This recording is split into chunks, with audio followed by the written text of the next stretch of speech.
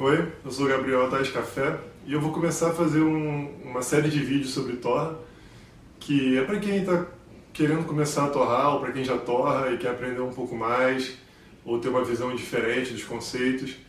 E vai ser uma série de vídeo bem conceitual, que a ideia é muito mais do que você apertar um botão, você ter senso crítico, você saber o que está acontecendo e dessa forma a gente conseguir ter mais gente para conseguir debater melhor sobre isso, todo mundo evoluir junto.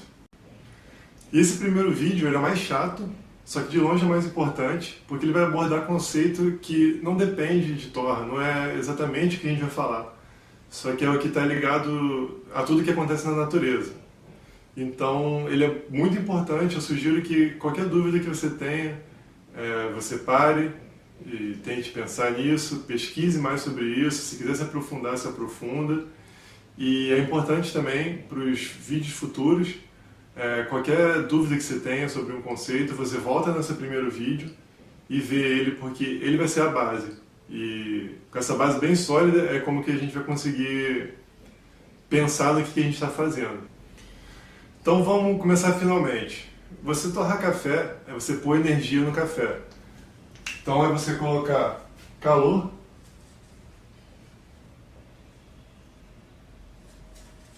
numa semente de café. Simples assim, calor na semente.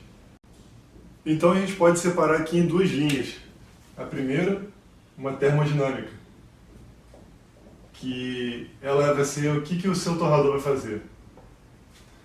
E a segunda, uma bioquímica, que são as transformações que vão ocorrer,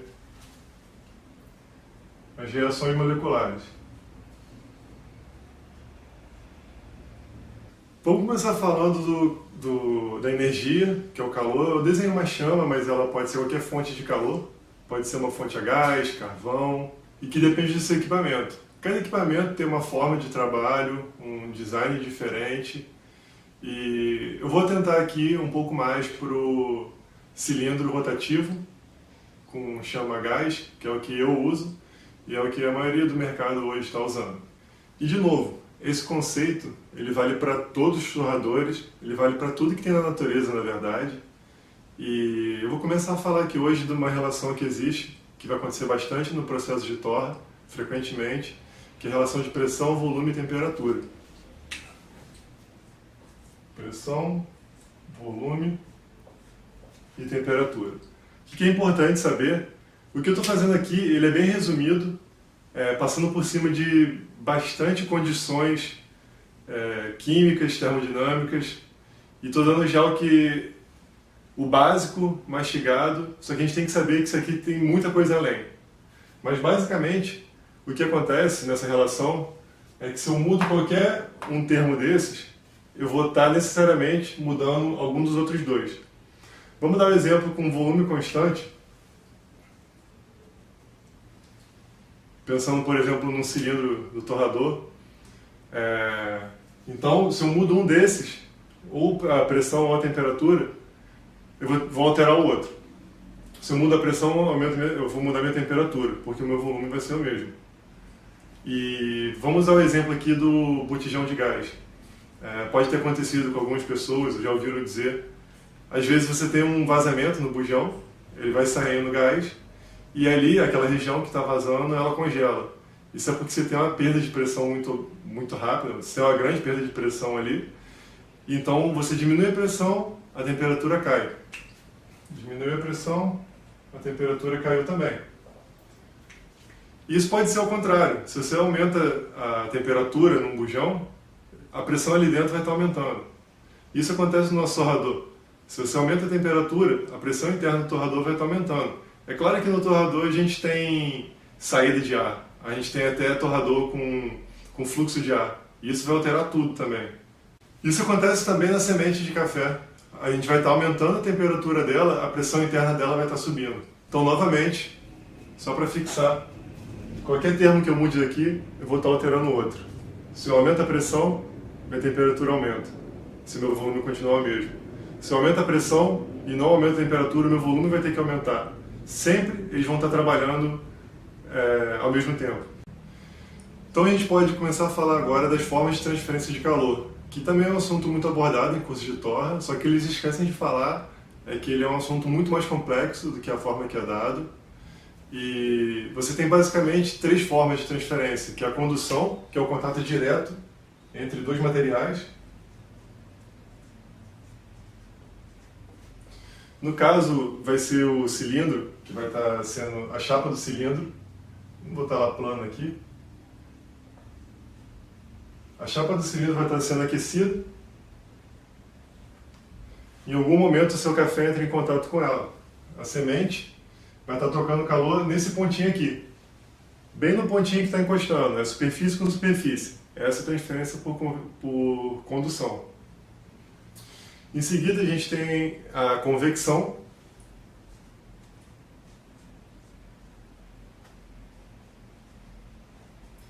E a convecção é uma forma de transferência que ela depende do fluido. No nosso caso vai ser o ar.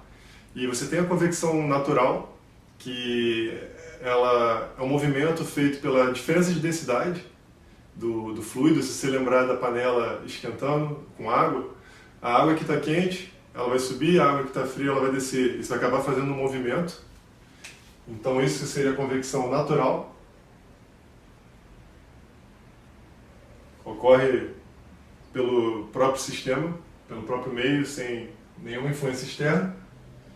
E a gente tem também a convecção forçada,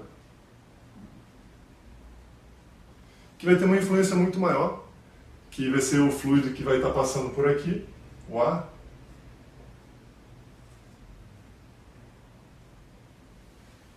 Que a forçada é quando você tem o meio externo fazendo esse fluido se movimentar. No caso, a gente pode ter, por exemplo, um ciclonador que vai estar sugando o ar e ele está forçando esse movimento do ar, passando pelo grão e fazendo a convecção. E por último, ele não é muito falado, mas eu vou botar aqui só para ilustrar, é a radiação.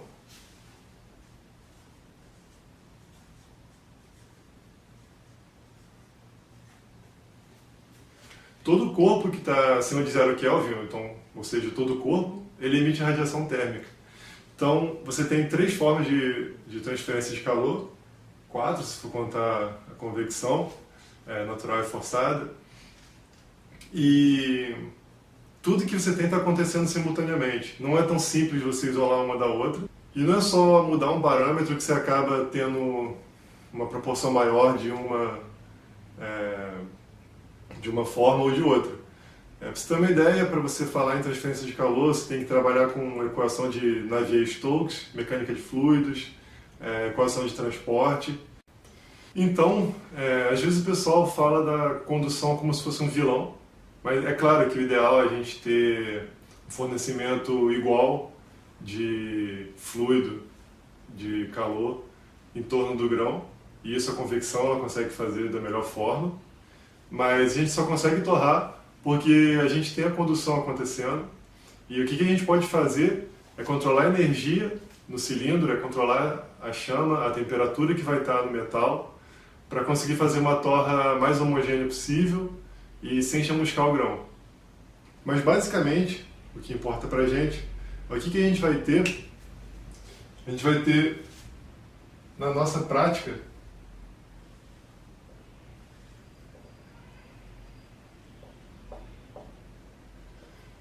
vamos pensar agora num torrador cilíndrico. Então eu fiz esse cilindro, está muito bem feito, mas... E geralmente você tem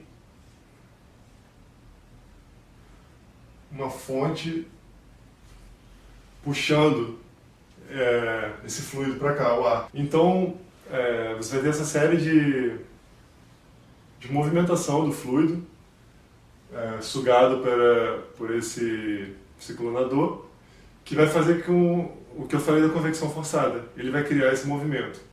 Então a gente naturalmente começa a falar sobre fluxo de ar, que é uma coisa que você tem controle em alguns torradores, e o fluxo de ar ele não vai entrar simplesmente para favorecer, facilitar a sua transferência de calor. Ele também funciona para retirar os gases de torra, isso é muito importante. E você aumentar o fluxo de ar, você pode acabar resfriando a temperatura dentro do seu cilindro, você pode estar sugando o grão, então você reduzir muito o fluxo de ar. Você pode também estar apagando a chama, você pode estar dando um sabor defumado para o seu café. Então você tem que pensar que tudo que você vai fazer vai estar ligado. Você não vai mudar um parâmetro e isso vai resultar só em uma mudança. Tudo que você mudar, você vai acabar mudando uma série de outras coisas juntas. Então você tem que estar entendendo muito bem o que está acontecendo, o que vai ser priorizado em cada mudança. Então o que muita gente acaba falando que não é verdade é que você aumentar o fluxo de ar, você aumenta a sua convecção, você aumenta a troca de calor por convecção. Isso não é verdade, porque você aumentar o fluxo de ar, você pode resfriar o interior do seu cilindro e isso vai fazer com que a proporção da condução seja maior. E só uma curiosidade, existem torradores sim que trabalham com fluxo de ar, o que chama indireta, e eles funcionam dessa forma. Se você aumenta o fluxo de ar, você realmente vai aumentar a convecção, você vai aumentar a transferência de calor de uma forma geral. O que acontece é que eles têm uma câmara que fica separada e você aquece o ar que vai entrar.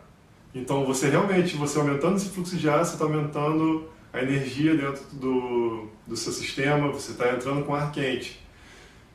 Só que isso é outro caso, eu não vou entrar muito a fundo, mas é só de novo para falar que existe e é uma possibilidade. E sim, com esse tipo de torrador você consegue ter fazer uma torra mais rápida e manter a homogeneidade. Você consegue evitar chamuscar o grão por convecção. Então, para esse controle de fluxo, você tem que ficar atento aos outros detalhes. Por exemplo, você acelerar o fluxo de ar, você acaba acelerando a secagem, a desidratação do grão, porque você ajuda na retirada da umidade. Ou, por exemplo, uma redução do fluxo de ar, você tem um aumento da pressão interna. E as reações químicas elas acontecem mais rápido com uma pressão maior. Então, de novo, está tudo sendo pesado dentro da mesma balança. Então, o que a gente tem que achar é o equilíbrio. Do que eu quero mudar sem alterar tanto outros fatores. Então, agora eu vou falar um termo que a gente vai usar muito, que é a inércia térmica. Que é basicamente, quanto mais energia você tem, mais difícil parar. Então, se o seu café está subindo a temperatura muito rápido, ele está com alta inércia térmica, e você fazer com que ele pare de subir essa temperatura em velocidade alta, se quiser que ele suba, mas suba um pouco mais devagar, você vai perceber que é muito mais difícil. Você vai perceber que você pode abaixar a chama, que ele vai continuar subindo.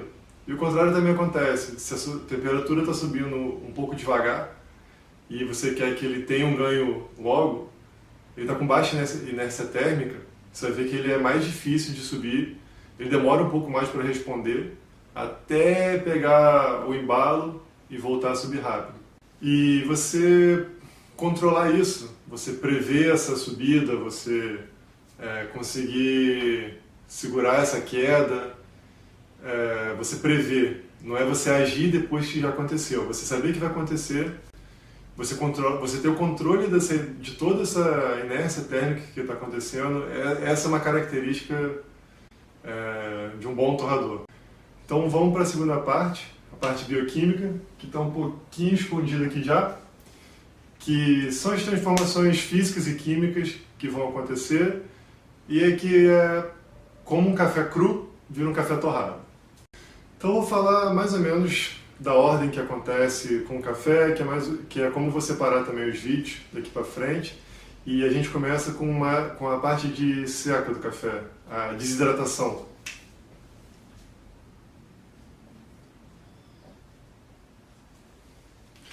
Que nada mais é do que você tirar a água que está dentro do café.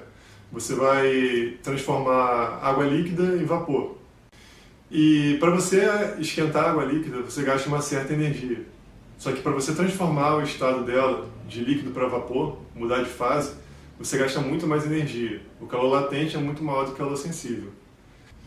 Então, conforme você vai esquentando a água e mais água vai virando vapor, cada vez mais energia vai ser necessária para fazer esse processo. E isso é mostrado para a gente no torrador, que a temperatura vai aumentando e cada vez, se não mudar a carga térmica ela vai aumentando menos. Ela continua subindo, mas vai subindo um pouquinho mais devagar. O que favorece também a secagem do café é a remoção dessa umidade.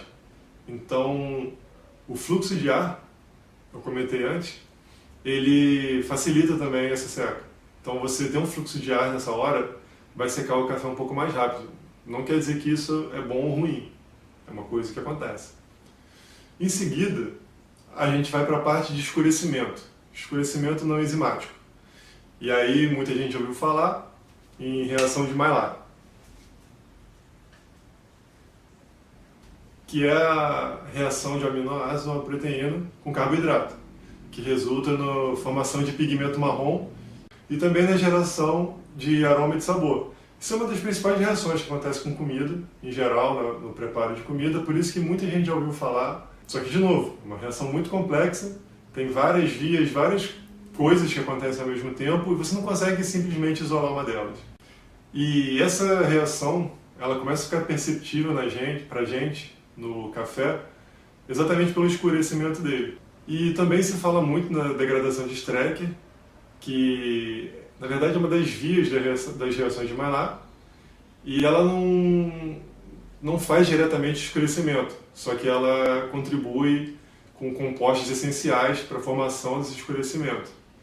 E começou a se falar muito em Strecker, mais pela questão da acrilamida, que é uma formação de um componente cancerígeno, virou um assunto, uma época, falar sobre isso, para comida em geral, pão, carne, tostado, mas não se preocupa com isso não, para café pode ficar tranquilo. E eu vou colocar aqui, só para ter.